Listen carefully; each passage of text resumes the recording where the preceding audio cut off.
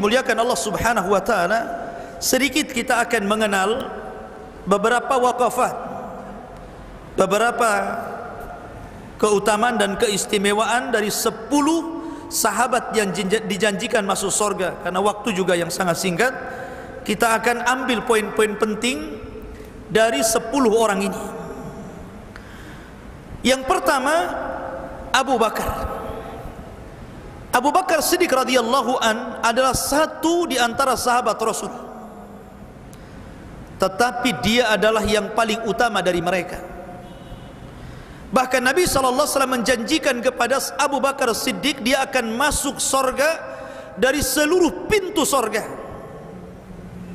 atas lisan Rasul.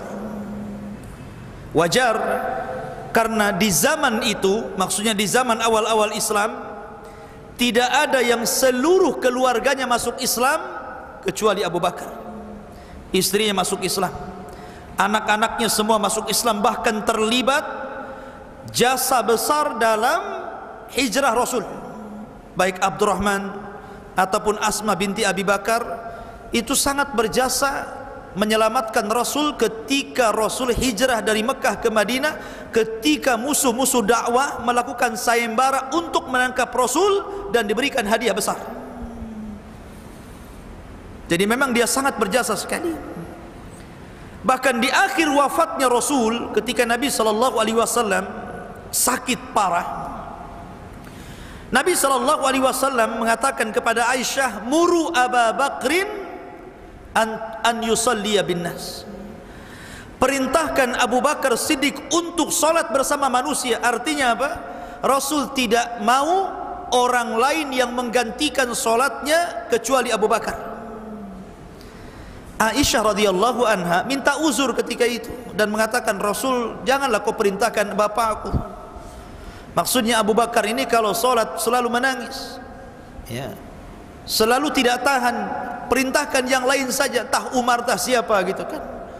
Tapi Nabi SAW tetap mengatakan, muru Aba Bakrin bi an yusalliya bin nas. Tetap perintahkan Abu Bakar.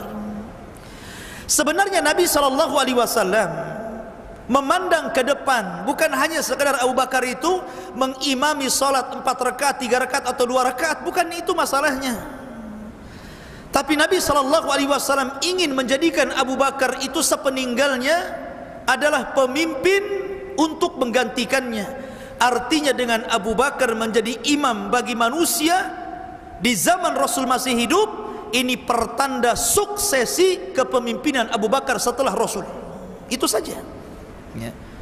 Padahal di zaman Rasul banyak para sahabat pakar-pakar Quran. Ada Ubay bin Ka'ab yang Nabi SAW pernah memanggilnya dan mengatakan, ya Ubay, innallaha amarani an aqra'a alaika surat al-bayyinah. Wahai Ubay, Allah perintahkan aku agar aku membacakan kepadamu surah al-bayyinah. Ubay mengatakan, ya Rasulullah, asammanillah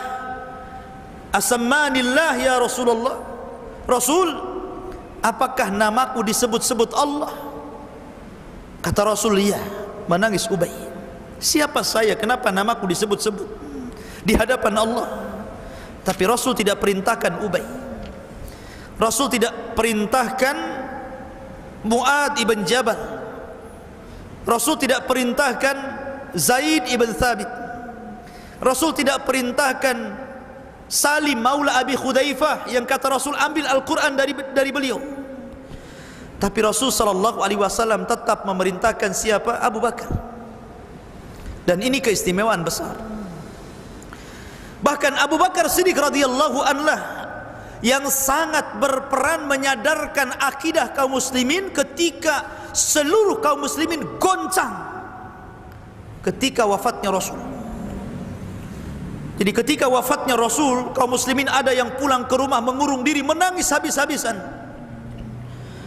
Ada yang kemudian berteriak-teriak, ada yang sampai mengacung-acungkan pedang, seperti yang dilakukan Umar bin Khattab radhiyallahu an, mengatakan, siapa yang mengatakan Rasul meninggal, ku penggal rehelnya.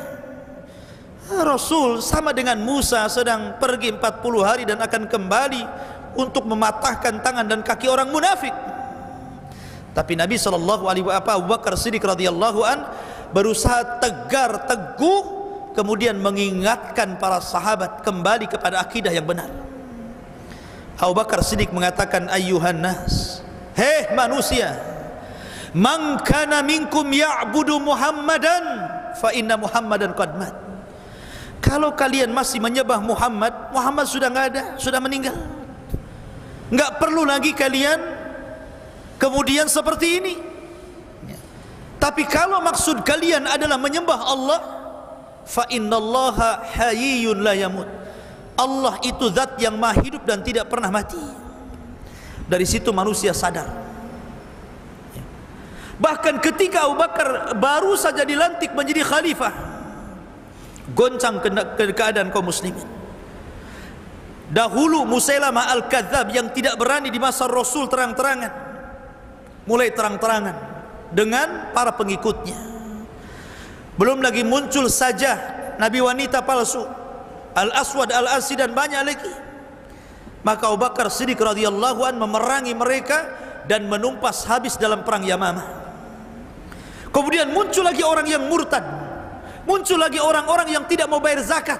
Subhanallah, diuji Abu Bakar, diuji dari luar dan diuji dari dalam. Makanya wajar kalau seandainya Abu Bakar dikatakan bahwa dua manusia yang menyelamatkan Islam, pertama Abu Bakar, karena dia yang menyelamatkan Islam dari orang-orang murtad di zamannya.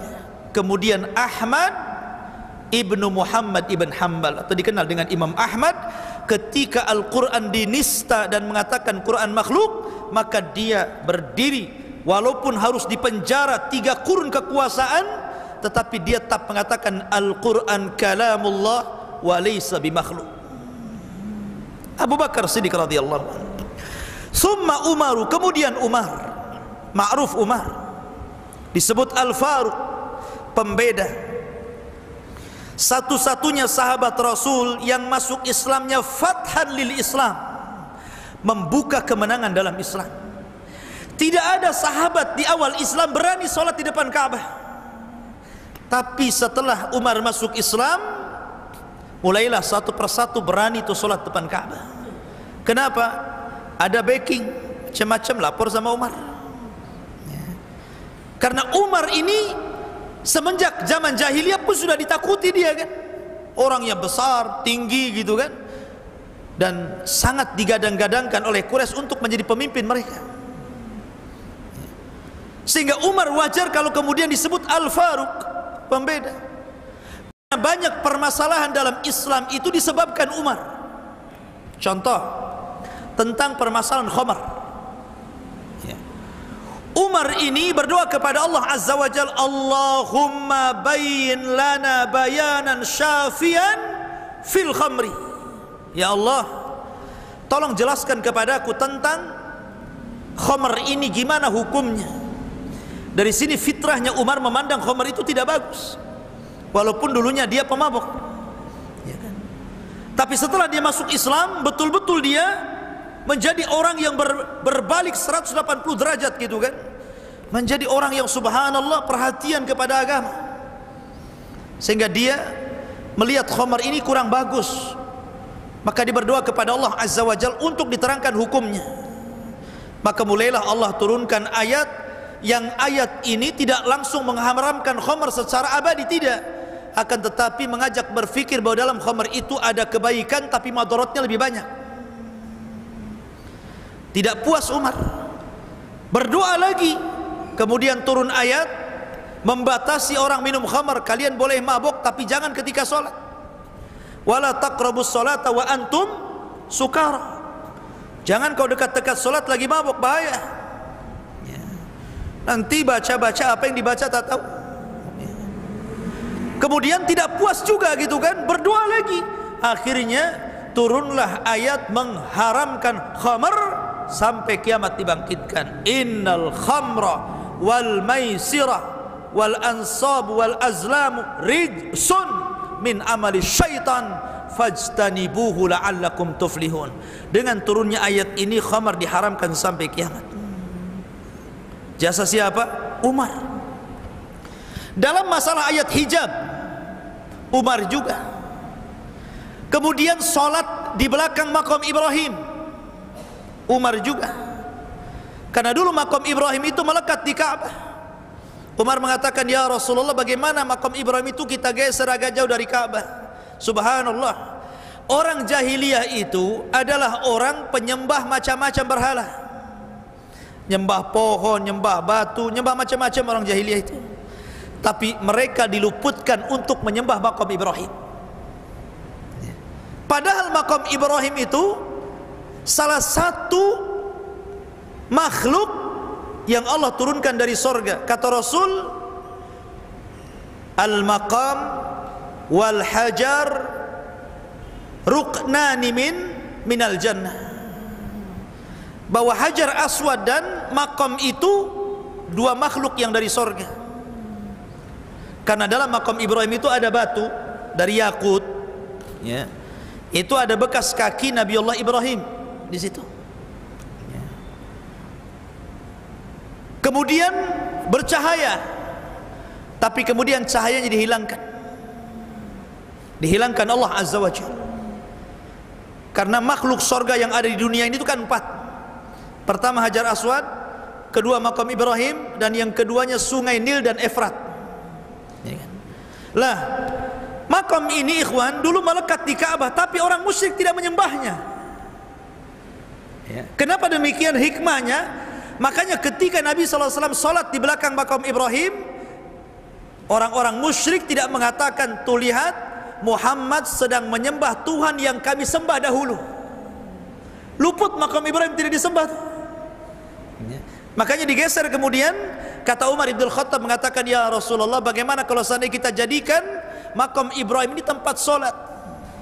Maka turun ayat, wattakhidu mim maqami Ibrahima musalla. Turun ayat ini. Ya. Maka setelah tawaf ada sunnah solat 2 rakaat di belakang makam Ibrahim.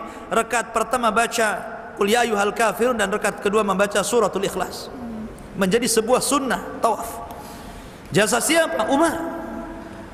Ketika Nabi SAW menyolatkan siapa? Abdullah bin Ubay bin Salul, tokoh munafik. Umar gak setuju. Ini orang munafik, musuh Allah dan Rasulnya, ngapain berdoa solat di sini? Ditarik sama Umar, Rasul gak usah. Tapi Nabi SAW ketika itu belum ada larangan dari Allah, maka dia tetap saja kan begitu. Sampai kemudian turun surah At-Taubah, la taqum ala qabriha. Jangan solat menghadap kuburannya. Jangan mendoakan orang munafik selamanya, ya kan? Umar juga.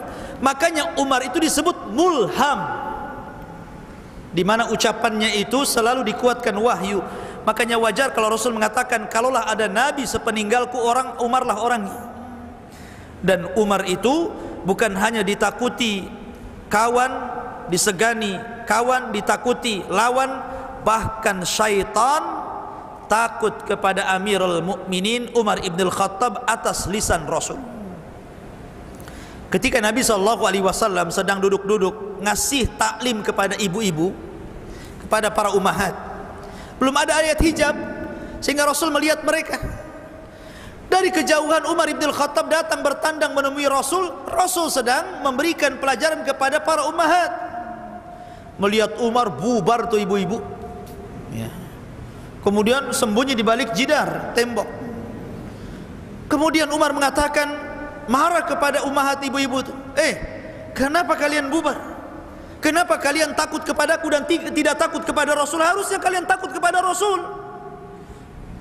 Ibu-ibu kan cerewet menjawab, ya, karena Rasul itu lembut, kok ini kasar. Memang orang kasar nggak disukai perempuan biasanya. Ya, makanya antum lembut biar istri antum suka.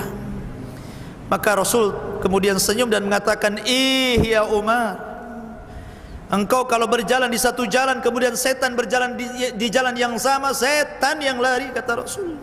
Ya. Umar tidak melihat setan, tapi ini wahyu dari Nabi SAW.